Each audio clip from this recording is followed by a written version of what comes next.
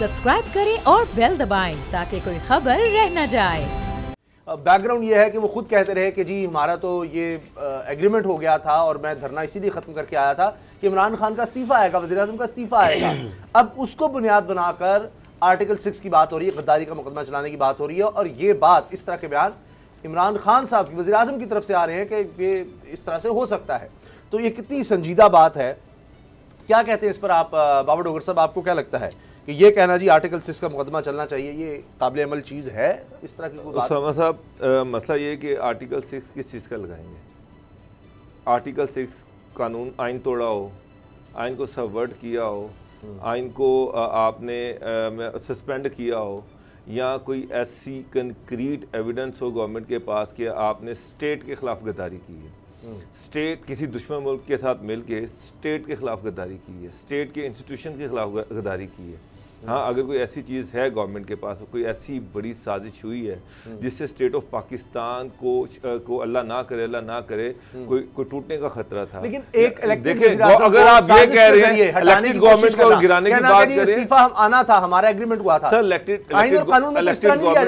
Government को गिराने के लिए तो इमरान खान खुद उन्होंने धरना दिया और आपके सामने 130 दिन धरना दिया, वो भी इलेक्टेड गवर्नमेंट को गिराने की बातें करते रहे। वो भी ये कहते रहे एग्रीमेंट हो गया, बिल फाड़ दो, एग्रीमेंट हो गया, इस्तीफा आएगा, एग्रीमेंट हो गया, इस्तीफा आएगा, हमें यकीन दहानी करा दी गई। वो कौन लोग थे जिन्होंने यकीन दहानी करवाई? वो क्या गठजोड़ था, क्या किया गया? कोई साजिश तो बनी गई? तो सर फिर मसला ये कि गवर्नमेंट को चाहिए ना कि वो दोनों साइडों पे नाम सामने लेके आए। मौलाना फजलुर रहमान किन लोगों के साथ कनेक्टेड थे, किन लोगों से ये बात कर रहे थे कि इस्तीफा आएगा, कौन लोग उनको यकीन दहानी करवा रहे थे कि जनाब आप इस्लामाबाद पहुंचे और इमरान खान का हम आपको इस्तीफा लेके देंगे।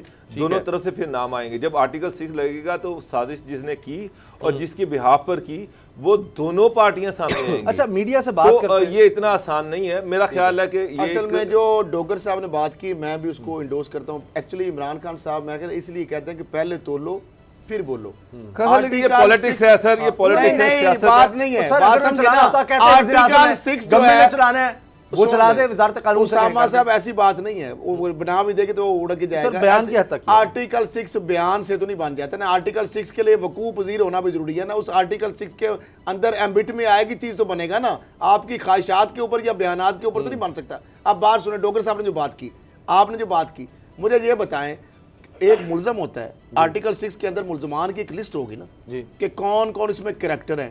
और फिर वही है कि स्टेट का नुकसान किया तो नहीं है, हुआ तो नहीं है कोई ऐसा जिससे कोई आइन नहीं। और दूसरी बात यह है कि आप, हाँ एक बात है, आर्टिकल 6 इसमें नहीं लगता, एक चीज में जरूर होती है। इस हवाले से हुकूमत ये प्रूव जरूर कर सकती है कि जनाब मौलाना साहब को शामिल तफ्तीश किया जा सकता है कि जनाब आपने एक बात की, आपने कहा जी मैं लेके जाऊंगा, मुझे यकीन दहानी कराई गई है। इसके लिए हुकूमत के पास इंटेलिजेंस इदारे हैं, इसके लिए हुकूमत अच्छा, इंटेलिजेंस मिला है। सर, ब्रेक का वक्त होने लगा, ये बड़ा अहम है क्योंकि आप लोग बहुत सारे डॉट मिलाए कि कौन कौन बाहर से राब्तों में था, कहाँ मुलाकातें हुई, किन-किन से मुलाकातें, किसने जिम्मेदारियां कराई। जी जी जरूर। हाँ जी, जहांगीर तरीन साहब पर आप दोनों बहुत तनकीद करते हैं, मुझे बताएं। हाँ, मैं भी खुसरो बख्तियार साहब का मैंने भी नाम लिया, जहांगीर तरीन साहब का लिया। अब इमरान खान साहब कह रहे हैं जो रिपोर्ट, उन्होंने इंटेलिजेंस की भी बात की है। बहरहाल उन्होंने कहा जी जो रिपोर्ट आई है उसमें कहीं नहीं है कि जहांगीर तरीन या खुसरो बख्तियार का हाथ है या आटा बहरान में। और साथ ही तरीन साहब का भी बयान आ गया, तो मुझे कोई दिलचस्पी नहीं है कि कमेटियों से मेरा नाम निकल जाता है, जो भी मुझे कहेंगे मैं वो करूंगा। बाबर साहब, मुस्कुराने की वजह आप बताएं जरा पहले। उसामा साहब, आटा बहरान में तो ना मैंने आज तक उनका नाम लिया, ना खरल साहब ने दिया, ना ही हमने आज तक ये कहा कि कोई स्पेशल रिपोर्ट बनी जिसमें आटा बहरान में जहांगीर तरीन साहब का नाम है। पहली बात तो ये है। दूसरी बात ये कि इमरान खान साहब ने जो आज स्टेटमेंट दी है, वो जो जर्नलिस्ट से बात करते हुए उन्होंने ये जो बात कही है, उसमें दूसरा एक और अहम पॉइंट ये उन्होंने कहा कि मुझे पता है कि उसमें कौन कौन से कार्टल्स शामिल थे। तो मुल्क माफिया है हर तरफ, अपनी मर्जी से नहीं है। प्राइम मिनिस्टर अगर ये कह रहा है एक मुल्क का कि मुझे पता है कि कौन से कार्टल्स थे, तो उन कार्टल्स को ब्रेक किसने करना है, उन कार्टल्स के नाम सामने किसने लेके आने हैं। अभी तक सारी रिपोर्ट खान साहब की टेबल पे, एक मिनट स्टे पर चल रहा है। उसामा साहब जबरदस्त, चलो सर, जिन रिपोर्ट में ये कहा गया है कि उसमें जहांगीर तरीन और खुसरो बख्तियार का नाम नहीं है जी, उन रिपोर्ट्स में कोई ना कोई नाम तो दिए होंगे कि अल्टीमेटली ये जो चीनी का बहरान आया, आटे का बहरान है, इसके ज़िम्मेदार कौन है? वो कौन से लोग हैं जिन्होंने सारी गंदम जो थी वो खालिस्तान में भिजवा दी? वो कौन से लोग थे जिन्होंने चीनी जो थी वो बाहर भिजवा दी और बाद में आपको बाहर से एक्सपोर्ट करनी पड़ी? अल्टीमेटली कोई ना कोई कार्टल तो काम कर रहे हैं। इन कार्टल को ब्रेक करना गवर्नमेंट का काम है। एजेंसीज की रिपोर्ट्स खान साहब की टेबल पर हैं, बताएं कि इसमें अगर नून लीग है तो नून लीग के कौन से लोग शामिल थे, अगर कोई और है तो वो कौन सा ऐसा माफिया है, कौन सा ऐसा कार्टल है जो गवर्नमेंट से भी तगड़ा है, गवर्नमेंट से भी मजबूत है? पंजाब गवर्नमेंट उसके सामने बेबस है, पीटीआई की फेडरल गवर्नमेंट उसके सामने बेबस है, केपीके की गवर्नमेंट उसके सामने बेबस है। उनके नाम सामने आने चाहिए। ये कह देना कि जहांगीर तरीन शामिल नहीं है या खुसरो बख्तियार शामिल नहीं है, ये तो नाकाफी है। या तो आप वो पब्लिक रिपोर्ट्स को पब्लिक कर दें, बताएं कि ये रिपोर्ट्स हैं, आप भी पढ़ लें, हम भी पढ़ लेते हैं, सामने आ जाती है सारी। उन्होंने सवाल उसमें लगा कर के सवाल मजीद पूछे हैं वज़ीर आज़म ने और वो रिपोर्ट वापस की है। खरल साहब, ये मुसाबकती कमीशन का वो कह रहे हैं कि जनाब वो सही काम नहीं कर रहा। अब ये भी वो शिकवा करते हैं कि जी जाकर अगर हम किसी को हटाना चाहते हैं वो स्टे ले चुका होता है तो क्या करें? खुद से पकड़ लें। आप उसामा साहब ये बार बार जो एक पंचिंग करते हैं ना और टीज करते हैं खान साहब, इदारों की इस तरह तकरीम और उनको ना आप अदफ़े तनकीद बनाया करें।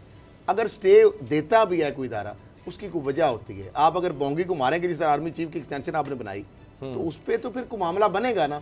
अब स्टे खारिज भी हो जाता है। अगर आपने सही स्टैंड पे हैं, आप अगर गलत एक बंदे इनकॉम्पिटेंस को लगा दें या एक बंदे को गलत तरीके से निकालेंगे तो स्टे तो अदालत देगी। अदालत ने कानून और आइन के मुताबिक चलना है।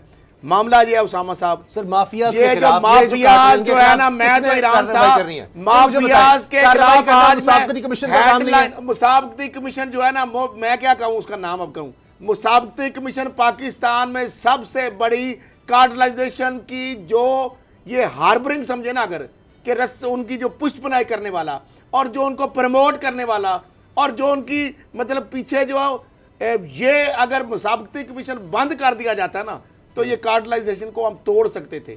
ये तो बकायदा कार्टलाइजेशन किसकी वजह से बन रही है, जैसे एफबीआर की 20,000 फौज की वजह से अरबों रुपए की टैक्स रिकवरी कम हो जाती है, क्योंकि वो कहते हैं 100 अरब छोड़ो, अगर आपका अरब टैक्स बनता है, पागल हो आप, अरब छोड़ो 2-4 करोड़ नहीं, आप 10 करोड़ दो, 5 करोड़ हमें, 5 तो बाकी 90 करोड़ बचा लो। हमला ये है कि जहांगीर तरीन और खुसरो बख्तियार का नाम जिस रिपोर्ट में नहीं है, मैं नहीं है, इमरान खान साहब इस रिपोर्ट से मुतमिन नहीं है, उन्होंने मुस्तरद कर दी।